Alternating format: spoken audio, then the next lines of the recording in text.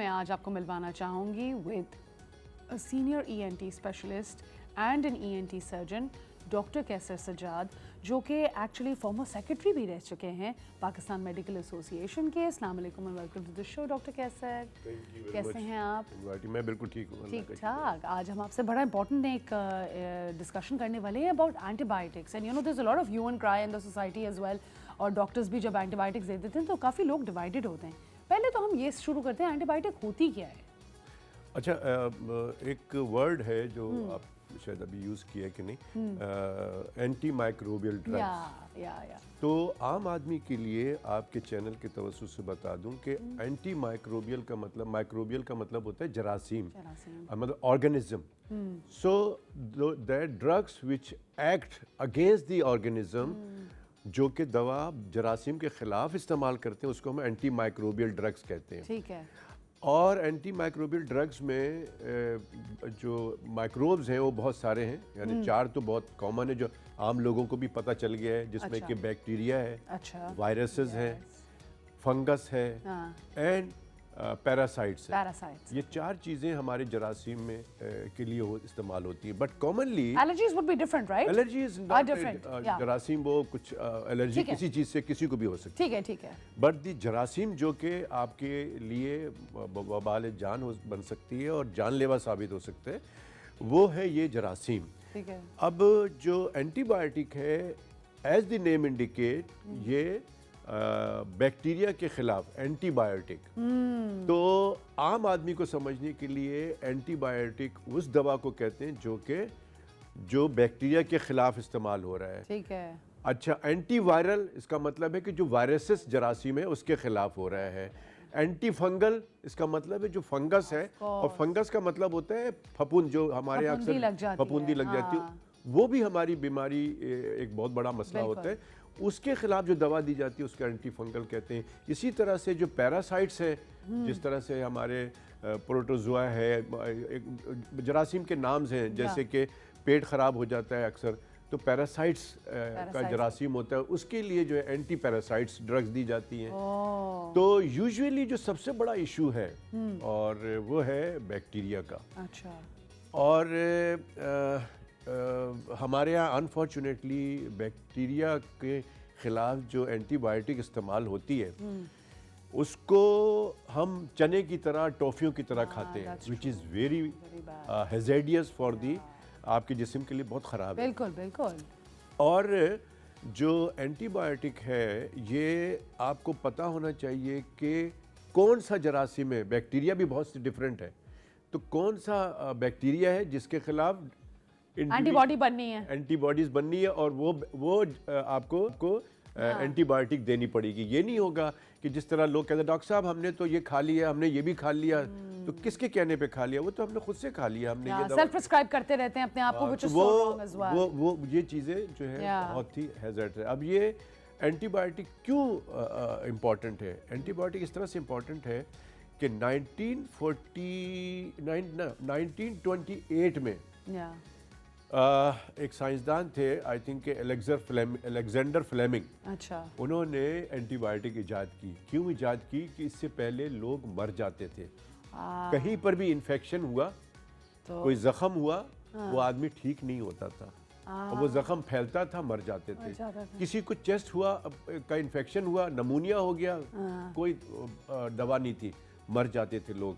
तो इस आदमी ने, अलेक्जेंडर फ्लेमिंग ने, पाकिस्तान बनने से पहले 1928 में, अभी मेरे ख्याल में 100 साल भी नहीं हुए, अभी की बात है कि इन्होंने ये दवा इजाद की। और उससे क्या हुआ कि लाखों लोग बच गए, जो सेकेंड वर्ल्ड वॉर जब हुआ, उसमें जो सोल्जर्स खासकर जो जख्म हुई थी, उनको बचाया गया। फिर बहुत सारे लोग जो नमूनिया, चेस्ट इन्फेक्शन, ये वो, उन सबको एंटीबायोटिक दी गई। और उस वक्त जो शुरू में था वो सिर्फ एक दवा थी, पेनिसिलिन। पेनिसिलिन इजाद हुई, और उसके बाद फिर वो दूसरी उसके वेरिएशंस बने, जेनेरिक्स हुए, या बिल्कुल। फिर वो टेट्रासाइक्लिन आ गई, और फिर और वो जो है दूसरी दवा, और इस तरह से आहिस्ता आहिस्ता इम्प्रूवमेंट। अब जो है बहुत सारी 3rd generation 4th generation antibiotic आ गई है। तो मैं कहना ये चाहता हूँ कि this antibiotic is life saving drugs है कि आप कोई अब हम तो इस तरह खा लेते हैं, हमें पता ही नहीं है कि ये एंटीबायोटिक हमें जान बचा रही है, लेकिन हम इसकी इज्जत करें, हम इसकी रेस्पेक्ट नहीं करते, हम इस तरह से खाते हैं जैसे पता नहीं क्या टॉफियां हैं। तो ये एक बहुत इम्पोर्टेंट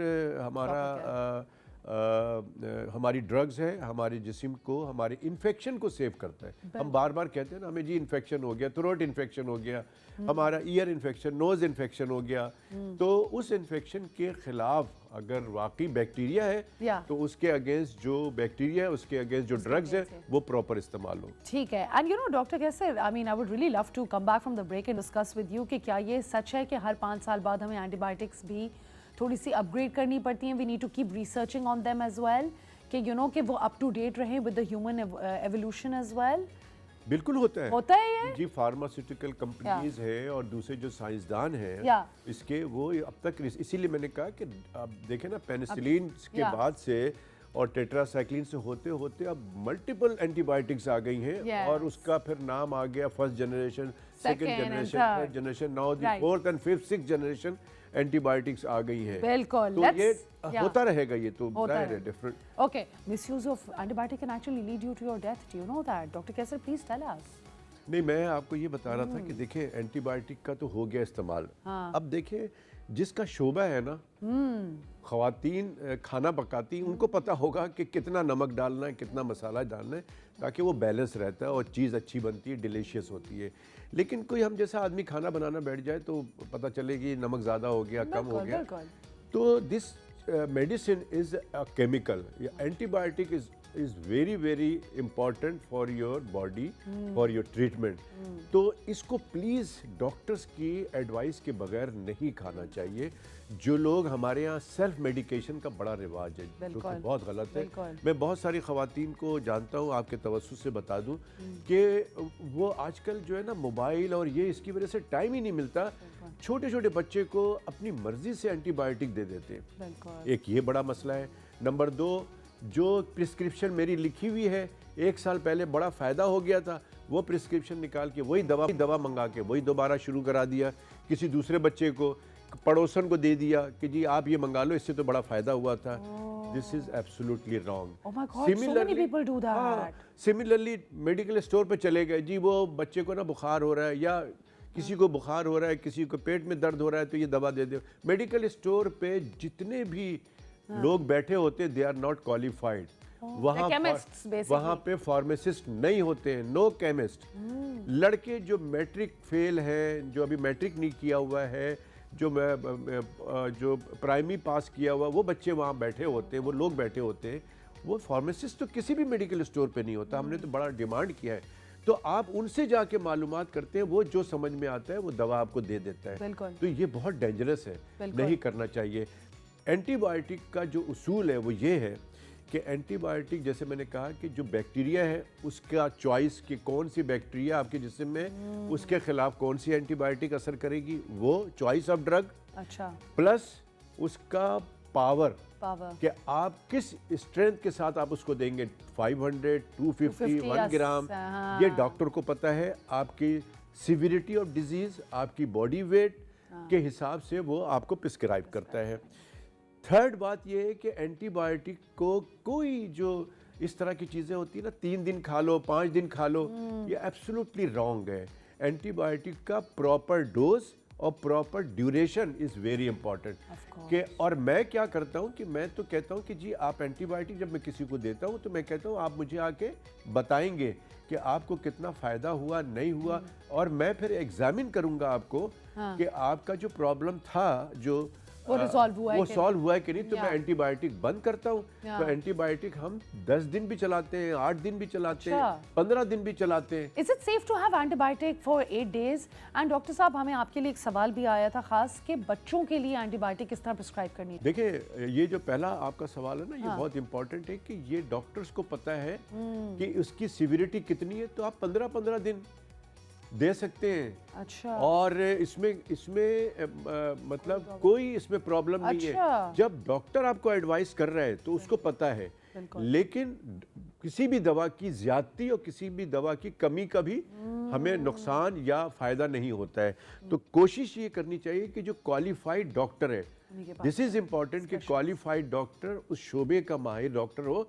अगर वो कह रहा है कि अभी आपको एंटीबायोटिक खानी है तो यू शुड कंटिन्यू, आप उसको रोके नहीं।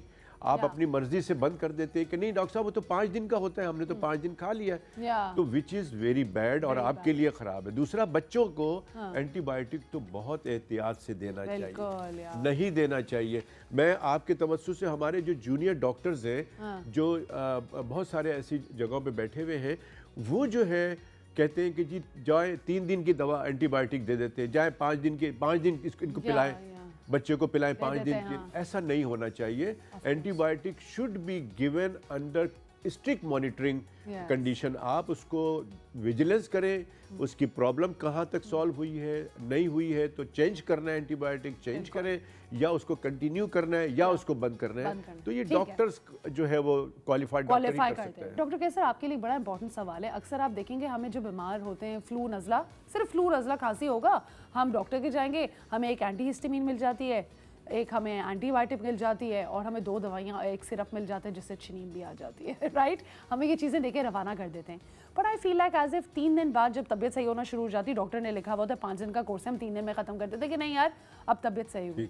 Is that healthy? A, B, should antibiotics be given for a common flu? No no no no, absolutely. देखिए हमारे पास इस वक्त अगर बात करूँ कराची के अंदर जो है ना वायरसेस की भरमार है, तो हर आदमी को नज़ला ज़ुकाम खांसी इस तरह की चीज़ें, और बहुत सारे लोग हमारे पास आते हैं। अनफॉर्चुनेटली बहुत सारे लोग एंटीबायोटिक लेकर आते हैं और ये शिकायत करते हैं कि डॉक्टर साहब इतने दिन से खा रही हूँ या खा रहा हूँ, कोई फ़ायदा नहीं हुआ। उसकी वजह सिर्फ ये है कि आप अननेसेसरीली एंटीबायोटिक खाते हैं तो आपकी बॉडी की रेजिस्टेंस कम होती है, आपकी क़ुव्वत मदाफ़ियत कम होती जाती है। फ़ायदा आपको नहीं करेगा क्योंकि बैक्टीरिया नहीं हुआ है आपके जिस्म में, आपके जिस्म में वायरस है। अब एक इन्फ्लुएंजा वायरस है, आपको उसने फ्लू कर दिया है, नज़ला ज़ुकाम ये हो रहा है, आपको कोरोना हुआ है मामूली सा, आपको पता नहीं है, आप उसके एंटीबायोटिक खा रहे हैं, तो दिस इज़ एब्सोल्युटली रॉन्ग। और अनफॉर्चुनेटली कुछ हमारे डॉक्टर हजरात भी कर देते हैं, ये दे देते हैं एंटीबायोटिक। वो उस सूरत में एक तो जेन्युइन होता है, जेन्युइन इस सूरत में कि कुछ चीज़ें ऐसी होती हैं कि जो वायरसेस होता है उसके ऊपर सुपर एडेड बैक्टीरियल इन्फेक्शन भी हो जाता है। तो वायरस तो था, साथ में बैक्टीरियल इन्फेक्शन हो गया, तो वहाँ आपको एंटीबायोटिक देना ज़रूरी पड़ जाता है।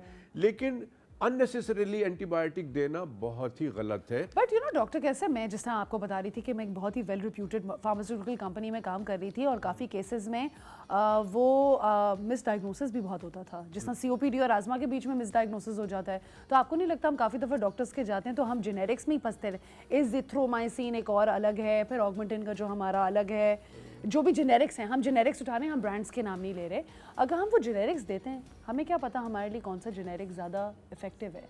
नहीं देखें, जेनेरिक तो डॉक्टर देता ही नहीं, अब तो जाहिर है डॉक्टर को पता है। लेकिन एक आम आदमी को हम हमेशा मना करते हैं कि आप ब्रांडेड नाम टेलीविज़न पे ना लिया करें, फिर उसके बाद जो है ना वो फिर एक, क्योंकि वो ओवर द काउंटर खुद ले लेते हैं, चल जाती है। फिर अक्सर टीवी पे उसने बताया था, डॉक्टर ने बताया था या उस एंकर ने बताया था, तो विच इज़ वेरी बैड। मैं समझता हूँ कि आपके तवज्जुह से तमाम मीडिया के लोगों से कहूँगा कि ब्रांडेड नाम ना लें। आपने जैसे अभी बात किया एजिथ्रोमाइसिन है, कोट्राइमेक्सोजोल है, इस तरह से और कोई बहुत सारी चीज़ें ऐसी हैं जिसका है, या जैसे पैरासिटामोल है, पैरासिटामोल बोल सकते हैं लेकिन ब्रांडेड नहीं ले सकते। बिल्कुल समझ आ गया। अनफॉर्चुनेटली ब्रांडेड नाम लिया गया जिससे ये हुआ कि जी वो बुखार वाली गोली नहीं मिल रही है लोगों को, विच इज बैड। जो लोग एक ही वो but paracetamol is also dime a dozen market में भरी है, बहुत सारे ब्रांड, बहुत ब्रांड्स हैं, बहुत सारे आते हैं नाम से।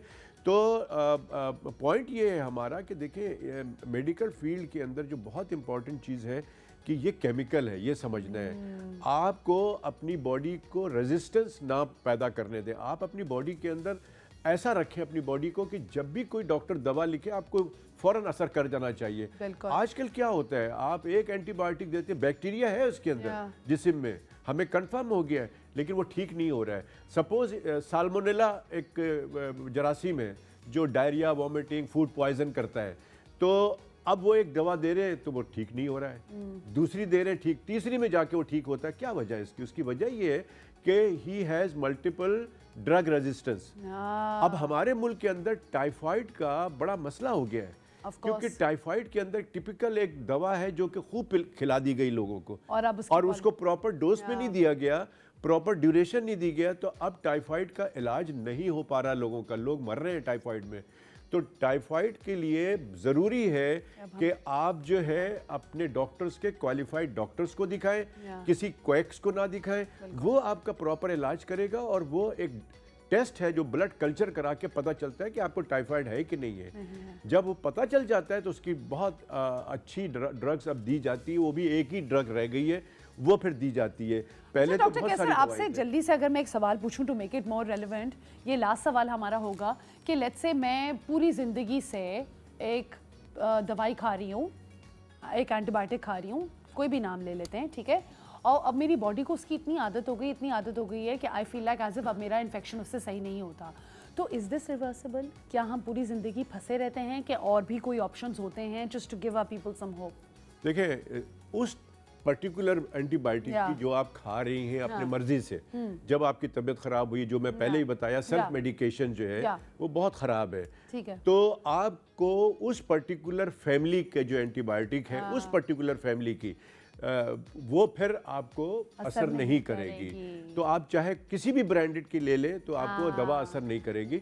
तो यही मेरा पॉइंट है कि ड्रग अपनी बॉडी के अंदर ड्रग रेजिस्टेंस नहीं करें। अब इस वक्त जो हम जो काम कर रहे हैं वो काम कर रहे हैं एंटी माइक्रोबियल रेजिस्टेंस ड्रग पे, यानी कि जितनी भी बैक्टीरिया के खिलाफ जो एंटीबायोटिक हम यूज़ कर रहे हैं वो मेजॉरिटी जो दवाइयां हैं एंटीबायोटिक है वो रेजिस्टेंस डेवलप हो गई हमारे लोगों में, तो असर नहीं करती है। लोग कहते हैं कि यार अम्मा जो है 4 दिन से वहाँ पे एडमिट है, उनका बुखार ही नहीं उतर रहा है, डॉक्टर दवाइयाँ दे रहे हैं और 1000 मिलीग्राम 2000 मिलीग्राम का इंजेक्शन लग रहा है उनको, लेकिन बुखार नहीं उतर रहा। उसकी वजह ये कि उनकी बॉडी रेजिस्टेंस उनकी बॉडी के अंदर हो गया उस दवा के खिलाफ। तो अपनी बॉडी को संभाल के रखें। अपने बच्चों को खासकर, होता क्या है कि बच्चों से ही अपनी जो उनकी माएँ हैं वो एंटीबायोटिक दे दे के जब वो बच्चा बड़ा होता है या जब वो प्रेग्नेंट होती है लड़की, उस प्रेगनेंसी में उसको प्रॉब्लम शुरू हो जाती है। ये पता नहीं चलता लोगों को कि ये क्यों हो रही है, वो हो इसलिए रही है कि आपने बचपन से उसको एंटीबायोटिक मिसयूज कराया है। तो misuse of antibiotic is very dangerous.